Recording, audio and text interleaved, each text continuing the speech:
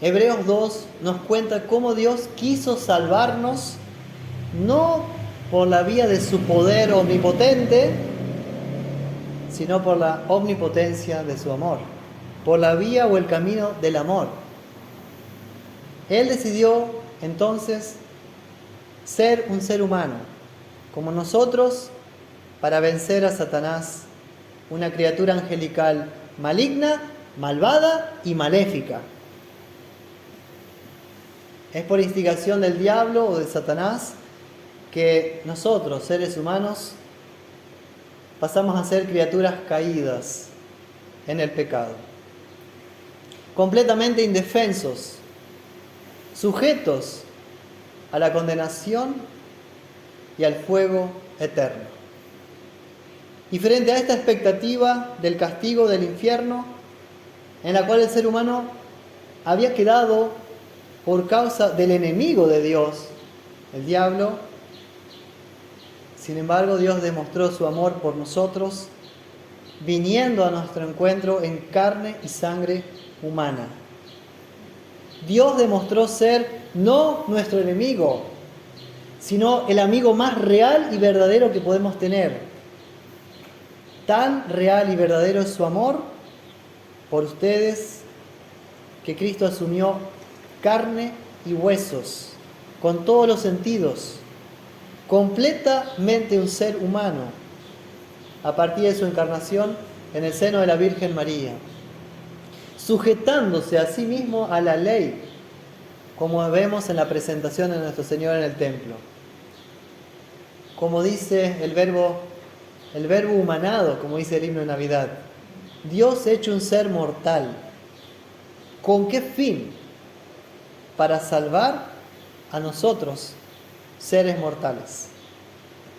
Y frente a la expectativa cierta, palpable e inminente, como pecadores cautivos bajo la voluntad de Satanás, es que Dios decide arriesgar la vida por ti. Hacerse hombre, pero sin dejar de ser Dios, para salvar, redimir, rescatar, liberar, perdonar y dar vida eterna otra vez a nosotros. Cristo, de esta manera, es nuestro Salvador, nuestro amigo, nuestro hermano con mayúsculas. ¿Por qué? Porque se solidarizó con nosotros. Se compadeció de nuestra triste condición de desamparo y de total abandono. Y en esa compasión y amor infinito vino a ser aquel en quien Dios depositó toda nuestra culpa, todo el castigo que merecíamos por nuestros pecados.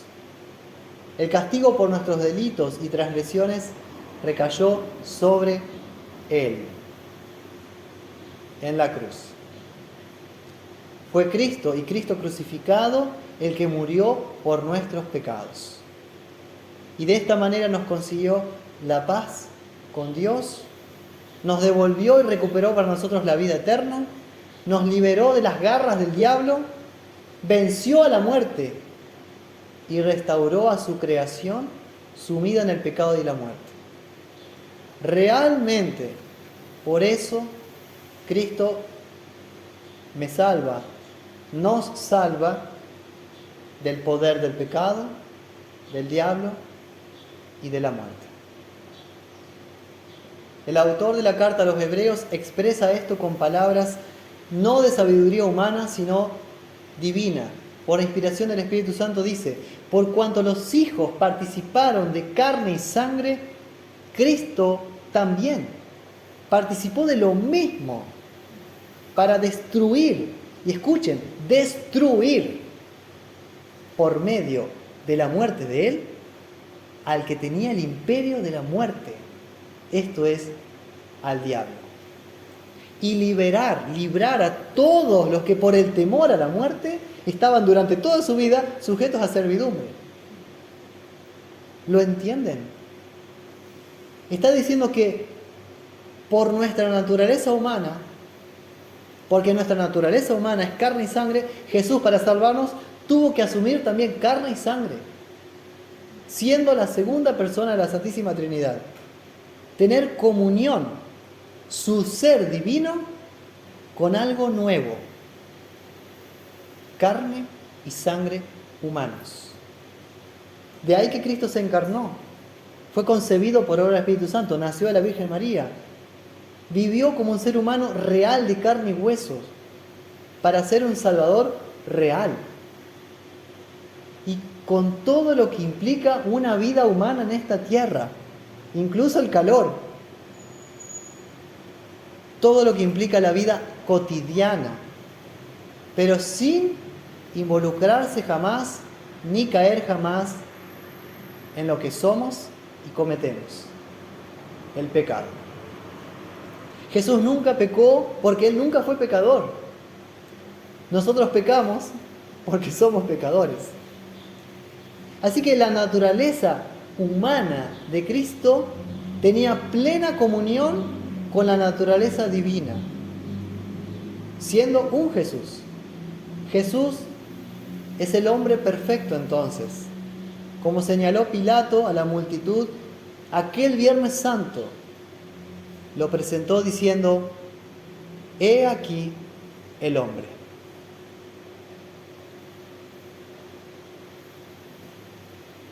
Este es el hombre que lo salva, el hombre Dios, que asume sobre sí mismo la culpa. Dios le adjudica y lo trata como el pecado mismo. Le carga en él la culpa del mundo.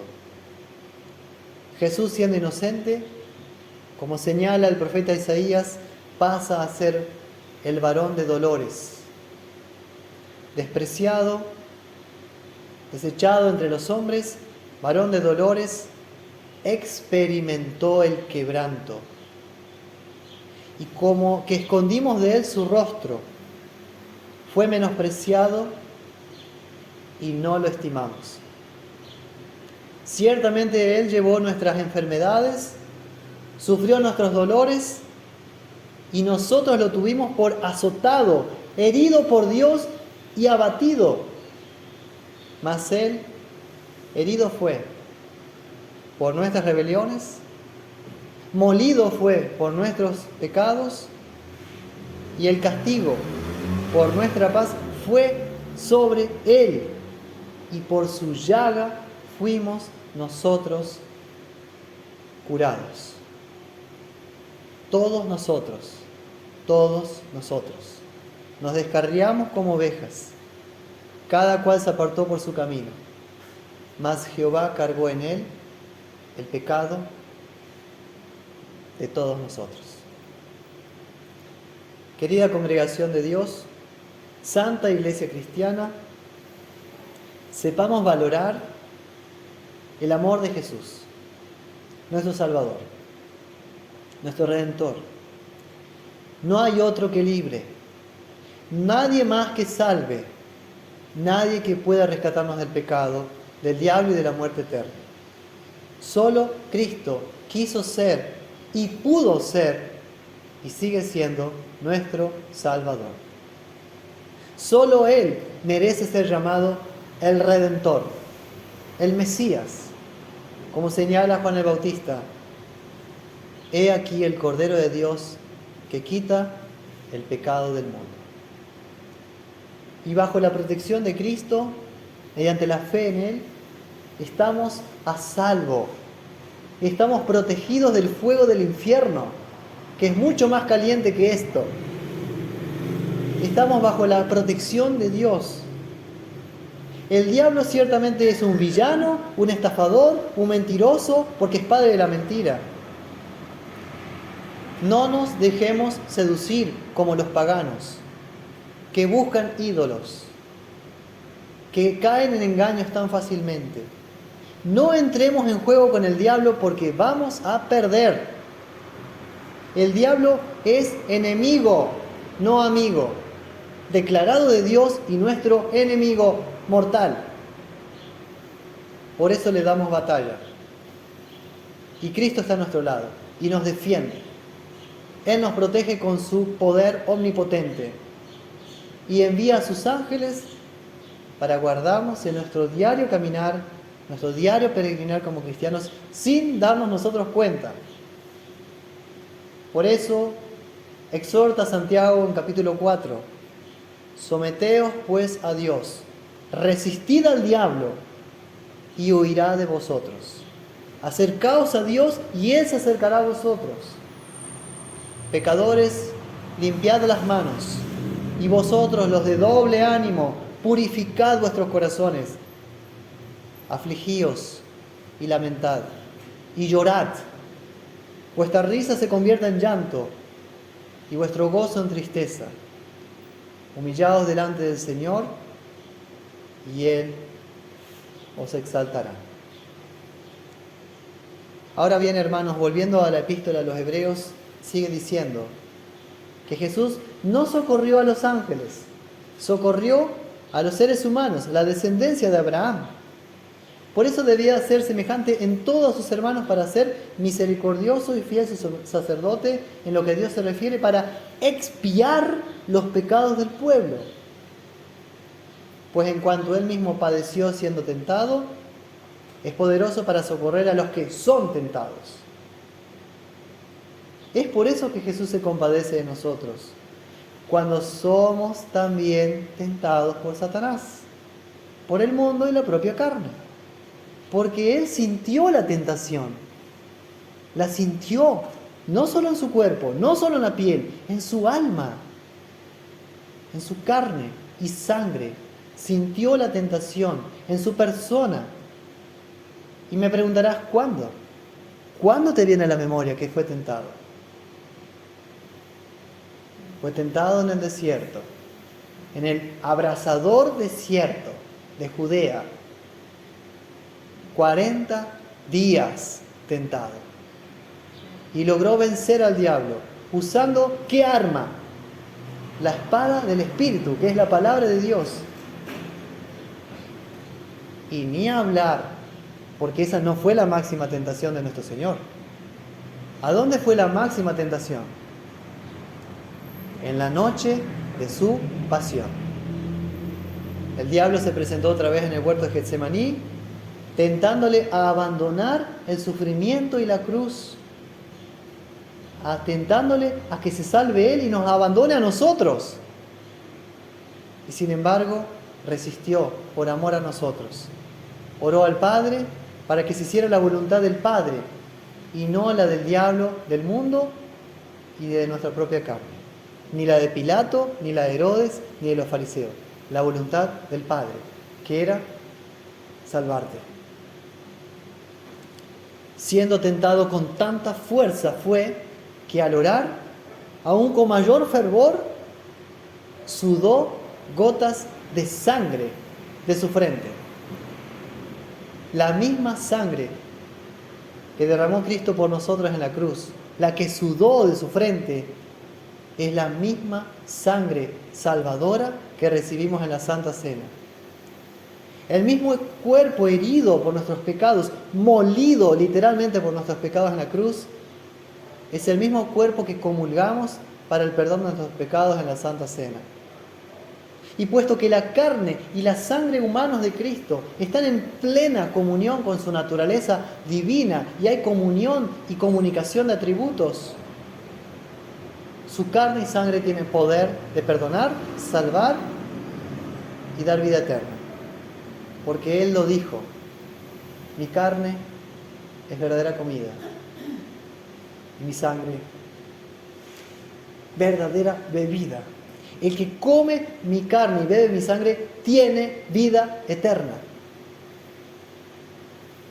Por eso, en esta comunión de la Santa Cena de Dios para su iglesia, es un comer y beber sacramental para el perdón de nuestros pecados, confirmación de nuestra fe, en esa bendita esperanza de la resurrección y de que el amor de Dios nunca fallará hasta que Cristo vuelva por segunda vez. Satanás, entonces, ¿qué querrá hacer? ¿Cómo te va a tentar? Porque tal vez dirás, no, a mí no me tienta, estoy acá. Escucha esto. Satanás intentará alejarte por todos los medios posibles de la predicación pura de la palabra y la administración correcta de los sacramentos. Alentará en ti, propiciará en ti esto que se llama la vagancia espiritual, la pereza, de lo que tanto recrimina y amonesta el libro de Proverbios. Cuidado con la pereza, a fin de que te enfríes en la fe, que sientas desgano y aburrimiento al oír la palabra de Dios, como que si fuera una nadería, y que le des al final la espalda a Dios. Su espalda ensangrentada por ti. El enemigo no descansará jamás para que los hijos de Dios no tengan ya comunión con su Padre Celestial. Buscará limitarte incluso, y ahí entra la pandemia, limitarte a incluso el acceso a los medios de gracia, para que queriendo congregarte, el Estado, el gobierno, leyes anti Dios te prohíban llegar al bautismo de tu hijo, llegar a escuchar la palabra sana y llegar a la Santa Cena. Y eso que pasó, se va a volver a pasar. Y tenemos que estar preparados. Buscará el enemigo otra vez desanimar a la iglesia este año. Otra vez va a volver a desanimar a los pastores, dejando su llamado divino, por ejemplo. Querrá que los miembros de la iglesia se concentren en los pecados de los unos a los otros, con el chusmerío y la crítica destructiva, para que se olviden de la belleza de la santa iglesia cristiana, la cual Cristo logró redimir por su propia sangre. Y querrá finalmente de que te olvides que tú mismo eres santo, santificado en el bautismo, para que termines en la completa y absoluta desesperación, cuando Dios es nuestra esperanza. El enemigo no descansa, pero ¿saben?